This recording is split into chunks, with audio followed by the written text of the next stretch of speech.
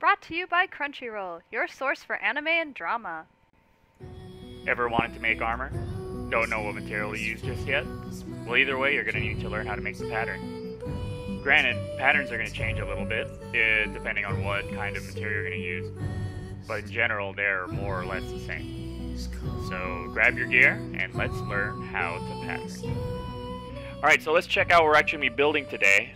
This is Sun Wukong's bracer from Monty Oom's web series Ruby. Here is it's just a very common bracer build. There's nothing really out of whack here, but there's just this small subtle curve that we're going to have to deal with. But other than that, it's a really basic bracer build, and it should help you guys out with all of your armor builds in the future. So let's get started. Alright, so the first thing we're going to do is grab all of our materials. The first thing we're going to grab is some cardstock. That's where we're actually going to draw all of our patterns onto. The next thing we're going to need is something to write with. I prefer to use just simple mechanical pencil. Some people like to use pen, either or, it doesn't really matter. The next thing we got is a pair of scissors. Nothing really fancy there. Then the last guy is some masking tape to kind of put them all together and see how they behave. In some instances, you'll need a ruler to actually draft your patterns, and then in some situations, you'll need a box cutter and an X-Acto knife. But in all honesty, you're not really going to need these. First thing we're going to do with our pattern is we're going to take out our cardstock. I've already drawn out the pattern ahead of time. And the reason that I put it on one half of the cardstock is obviously to get symmetry. So we can have that nice, clean, matching side. So now we have the base bracer pattern that we're going to start sticking all of our stuff onto. So next I have a detail pattern that I'm going to cut out.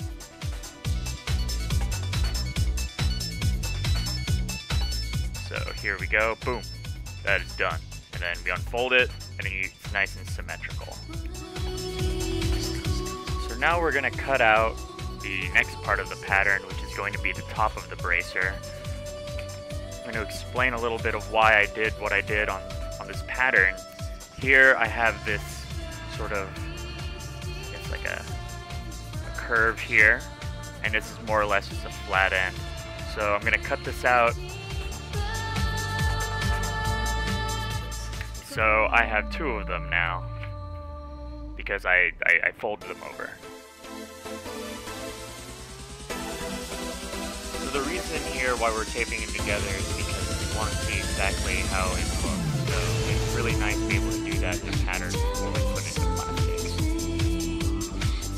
You can kind of see that I have like this very faint curve, which is like how his gauntlet is. I guess before we continue on, I want to show exactly what the other types of darts would do. We have a straight one, and then we have like a curved one. These two guys, and just some inconsequential piece of armor. Then we're going to cut these out, and I'll show you exactly what kind of outcome they make. So here we have our straight, and this one's a bit more curved, so let's take out the masking tape to see what they look like. So this guy, as you can see, has a very straight cross-section when you look at it from the side, but you can get this kind of compound curve. Oh, it's like flower petal, I guess, but you can mess with that and you can get all kinds of wacky shapes with it. But if you do the extreme of making it straight, you're going to get this kind of cross-section. In some cases, that's what you want. What's more common is we're going to have this more curved kind of thing here. Obviously, you can play with the angle for exactly what you need. So let's tape it up and see what it produces exactly. You get this more curved cross-section, and then it looks a lot rounder.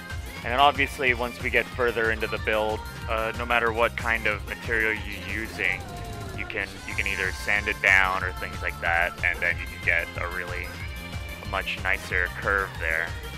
So that's, I don't know, pretty nice. That's my little aside on why I dart and where I dart. Alright, so we're going to have all of our pieces together. Here is the bracer's base, which everything will be constructed upon.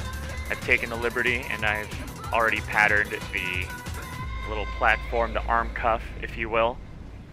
On top of that arm cuff, we'll have the little detail that goes on there. And then, last but not least, we will have this little tent guy that goes on it.